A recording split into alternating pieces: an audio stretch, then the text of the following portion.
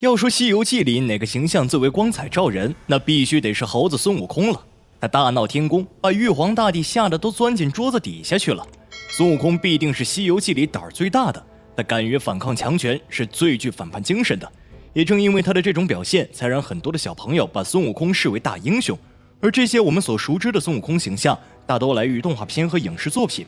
可要是你把《西游记》原著重新翻一遍，你就会从其中的一些蛛丝马迹中发现，孙悟空从出生一直到最后取经成佛，他所走的每一步其实都是被人一点点的算计着来的。他的这些行径都是背后的一股力量在推着他往前走。可以说，孙悟空其实就是被别人操纵的一个傀儡，他在按照别人的意愿去干这些事儿。咱们先来说说孙悟空是怎么来的。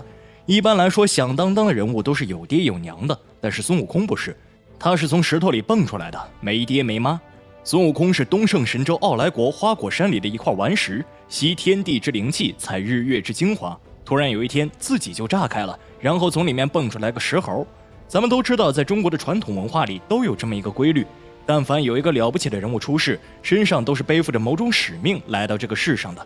既然安排孙悟空以这种非凡的形式出世，那你就必须干点事儿。后面都知道孙悟空干了不少惊天动地的大事儿，例如大闹天宫、大闹蟠桃会等等。但他做的这些事儿其实都是有人刻意安排的，那究竟是谁安排的呢？在《西游记》的世界里，可以把它分成两派，分别是宗教的世界和世俗权力的世界，而这也和现实世界对应上了。在古印度就有着种姓制度，在地位、权力、职业、义务等方面有严格的规定。婆罗门主要是僧侣贵族，拥有解释宗教经典和祭神的特权；刹帝利是皇室贵族，吠舍主要是一些普通的老百姓。首陀罗没有任何的权利，也是地位最低等的。而前面的两种婆罗门和刹帝利代表的就是宗教和世俗皇权。而在《西游记》里也一样，最大的两股势力，代表世俗皇权的是玉皇大帝，和代表宗教至尊的是如来佛祖。孙悟空后来做的事儿，其实就是这两人一手操控的。孙悟空是个石猴，整天无法无天的，谁也管不了，所以要想让他跟你干点事儿，你就必须得顺应他的一些天性。那是什么天性呢？大家不要以为孙悟空只是个无拘无束、只求逍遥快活的小石猴，他也是有追求的。和众多妖怪的梦想一样，那就是要得道飞升，位列仙班。要想位列仙班，就必须要走那么几条道路。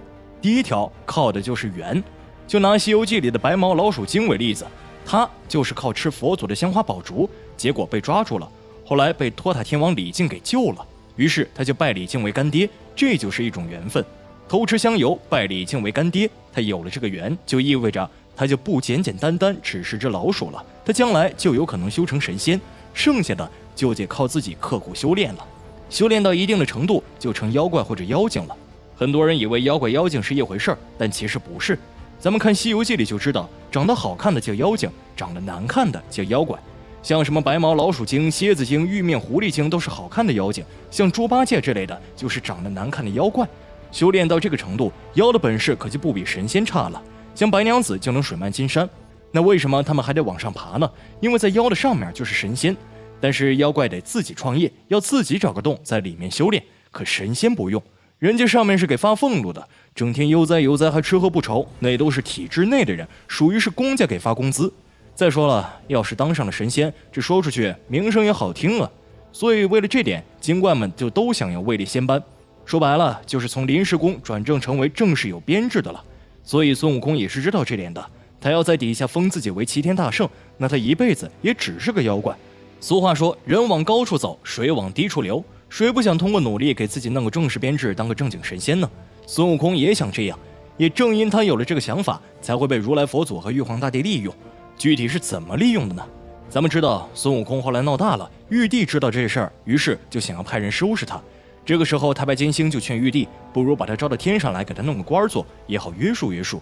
将他招上天来，也好约束于他。然后就给他封了个御马监正堂管事。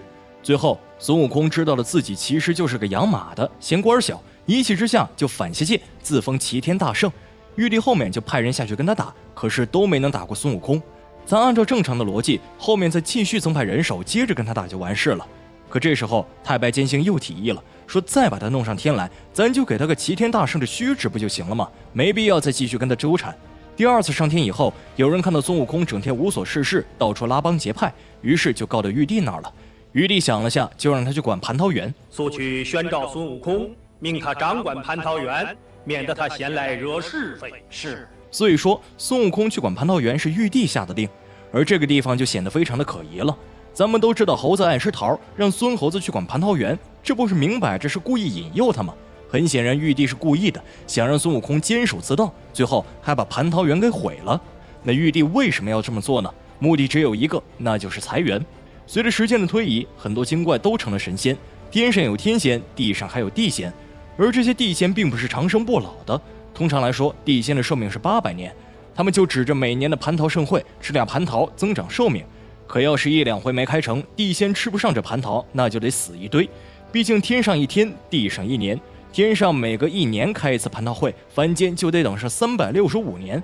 正因为地仙的数量越来越多，不好管理，所以玉皇大帝就想借孙悟空的手大闹蟠桃会，把地仙们的粮食给断了，这样就能去掉1大半的地仙。咱们再来看看如来佛祖是怎么利用孙悟空的。最开始孙悟空大闹天宫的时候，没有哪个神仙打得过他，那为什么到了下界取经的时候，像什么黄袍怪、黄风怪、青牛怪啊这些，孙悟空就都打不过了呢？其实是当初有人在给他撑腰。首先来看孙悟空的本事是跟谁学的呢？咱们都知道是菩提祖师，他总共就教会了孙悟空2个本领，一个是72般变化，一个是筋斗云。看上去就是个惹祸的本事和逃跑的本事。正常师傅教徒弟的流程应该是先教你本事，然后教你做人，最后再给你点法宝。但是菩提老祖并没有这样，他好像就盼着孙悟空赶紧惹祸一样，并且在孙悟空下山前，他特地交代今后不许跟任何人提起你是我的徒弟，并且从这之后，菩提老祖在《西游记》里就再没出现过，跟人间蒸发了一样，这点就显得非常奇怪了。所以就有人猜测，菩提老祖跟如来佛祖其实是一个人，是如来佛变成的菩提老祖，教孙悟空72般变化和筋斗云，目的就是为了让他下界惹祸。如来这么做的目的有2个，第一个就是西天取经，目的就是为了扩大宗教的影响力，从西天过渡到东土。咱们看选的师徒这几人，那都是以前犯过错的，是为了赎罪。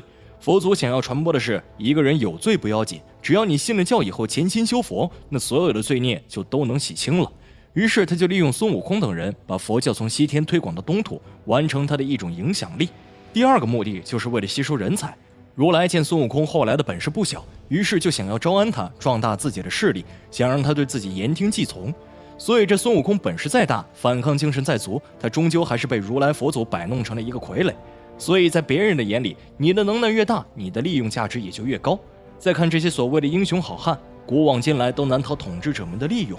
俺老孙被你们骗了。当然，以上的这些都只是民间的部分猜测，大家只当个故事看看就好了。好了，有关孙悟空的故事我们就先讲到这里。如果大家还有其他的见解，欢迎在评论区里留言讨论。本期的视频就到这里，我是6戒，咱们下期再见。